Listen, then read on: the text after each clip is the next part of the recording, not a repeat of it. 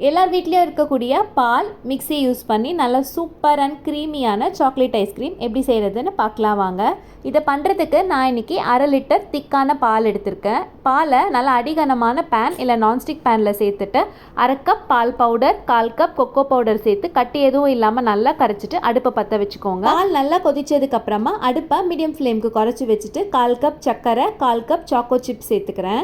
ஐஸ்கிரீமுக்கு தேவையான இன்க்ரீடியன்ஸ் எல்லாம் சேர்த்தாச்சு. இப்போ இது நல்லா திக்காகி வர வரைக்கும் கலந்துட்டே இருக்கணும். அடுப்பை மீடியம் ஃப்ளேம்லேயே வச்சுக்கோங்க. ஹை ஃப்ளேமில் வச்சோம்னா ரொம்ப கரிஞ்சு போயிடும். இந்த அளவுக்கு நல்லா திக்கானதும் அடுப்பை ஆஃப் பண்ணிவிட்டு சூடு நல்லா ஆற விட்டுருங்க. சூடு ஆறினதும் இன்னும் கொஞ்சம் கூட திக்காகும். இப்போ இது ஒரு மிக்ஸர் ஜாருக்கு மாற்றிட்டு நல்லா ஒரு நிமிஷத்துக்கு அடித்து எடுத்துட்டு ஒரு ஏர்டைட்டான கண்டெய்னரில் ஸ்டோர் பண்ணி ஃப்ரீசரில் 1 மணி நேரம் வச்சுருங்க. 1 மணி நேரம் கழித்து திரும்ப அரைச்சி ஃப்ரீசரில் வச்சுக்கோங்க. இதே மாதிரியே 3 டைம் செஞ்சுட்டு கடைசி தடவை ஃப்ரீசரில் ஒரு 8 மணி நேரம் வச்சு எடுத்திங்கன்னா ஐஸ்கிரீம் சூப்பராக ரெடி ஆகிடும்.